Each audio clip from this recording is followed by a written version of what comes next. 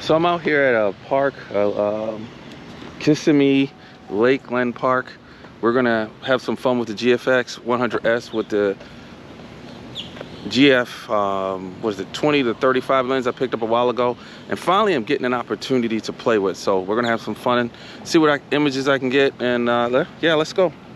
As you can see, I can get pretty close to the structure and have a lot of room in frame here with the lens on. So let's see how this composure works. Using a 2-second timer, so I don't have any camera shake. And you guys let me know what you think about that picture. So for landscape lovers, I think are gonna love this lens. And it's wide enough to where you can get an interesting foreground, an interesting subject in the middle between the foreground and the background. As I'm taking this shot and I'm all the way out, I'll take a pic, show you guys. And then I will zoom all the way into what is my focus, and you still got a great amount of information in the front, subjects in the front, foreground, and then definitely, you know, background. So right now I got some ducks following through in the boat. Let me turn the lens, and that can make for an interesting image with the ducks in the boat. And the question really would be is how far I would be able to crop in if I want to bring the ducks more up front and make them more of the foreground and the midground, and have the boat in the back that's circling past or as the background.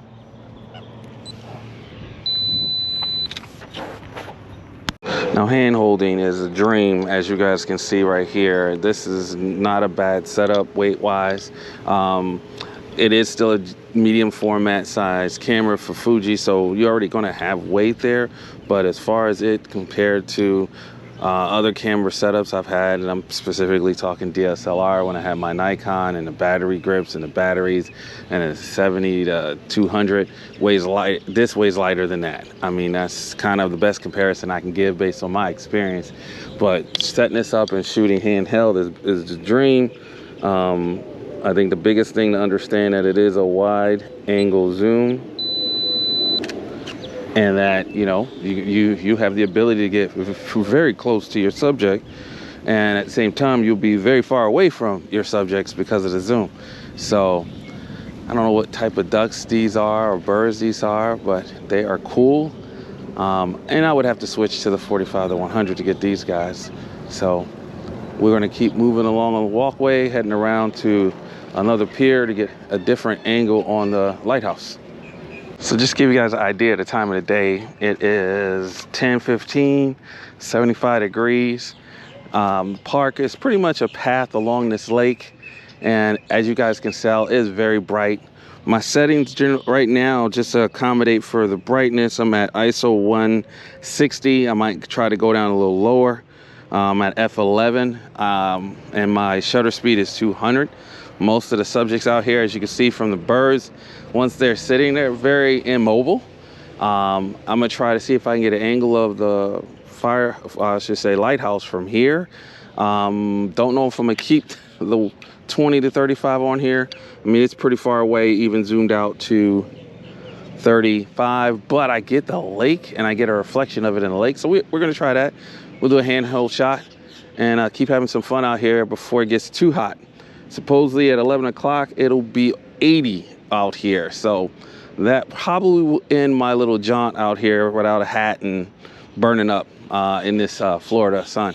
Just took that same shot with the 45 to 100, and as expected, I got a better reach and got a better image with the reflection of the lighthouse in the water as well. So how much do I like this 20 to 35 so far? Actually, it's a pretty good lens, and as long as you use it for the focal length that it's at and what it's designed to be used for, you're gonna get some really good images on the GFX 100S. And if you have the 50S2 or the 50 or any of the GFX line cameras, you're gonna get some good shots. I think it's a great combo with the 45 to 100. So anything I can't get close enough to is a quick swap of lenses, as you guys can see right here, and back to the 45 to 100. So this, I assume this is, I don't know what bird this is. Florida birds. I don't know what it is, but we're gonna take a quick shot of it. And being able to switch between the two is nice. And we are going to, it's kind of backlit. But the other cool part is I'll be able to bring up the shadows in post, because with digital, you have a lot of information in digital cameras capturing the shadows, and Fuji is great with that, with the dynamic range. So we're gonna keep moving around and seeing what else we can capture and beat some of this heat before I hide back at the Airbnb I'm at with the pool.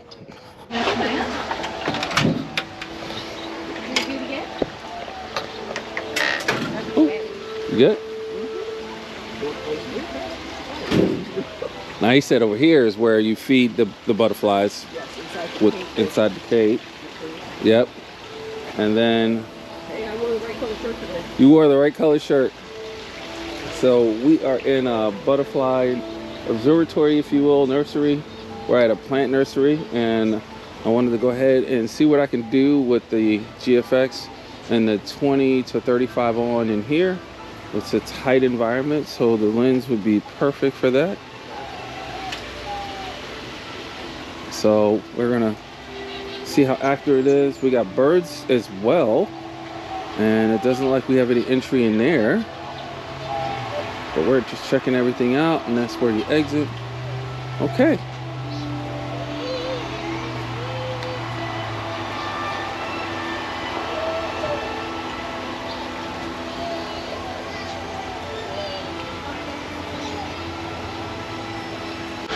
So I wanted to show you guys some video I've shot with the same combo. I think it did very nicely, and I forget that, you know, the X100S has IBIS on it. So doing handheld video is awesome using this camera. Don't know how big the files are going to be, but we'll see what that's like when it comes to editing these and bringing them in, and how much it bogs down my iPad when I just go ahead and make the video. You guys let me know what you think of the video from the X100S in the comments.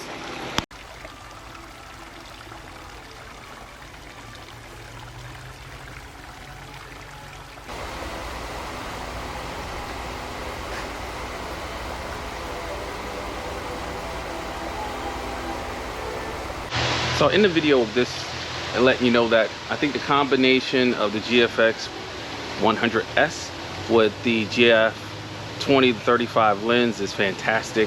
I'm having a lot of fun with this lens for what I hoped it would do.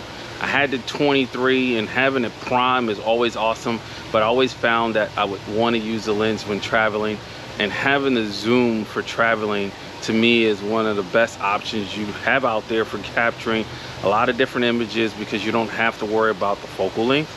And this gives me that option along with the 45 to 100 if I decide to travel with these again. I can see myself mostly traveling with the 20 to 35 for sure. As far as handling, the handling is fantastic, as you guys hopefully saw in the video. I even did video with it, which I already knew it was going to do good, and I think the video is great. You guys, again, let me know in the comments what you think about the video from this combination. Definitely do need a second lens if you're going to travel with this and you want to get closer to your subject. So that 45 to 100, or maybe that 100 to 200 if you want to get a little farther, would probably be good to go with this. If you're in the primes, the 250 definitely will get you out there, but having the zooms will give you the flexibility. And I can see myself, if I was just to do an all GFX trip and I wanted to make sure I can capture a lot of focal lengths, it would definitely be this lens, the 20 to 35, the 45 to 100, and then the 100 to 200, kind of like the holy trinity for medium format, if you will. So like, subscribe, comment, and I'll see you guys on the next video.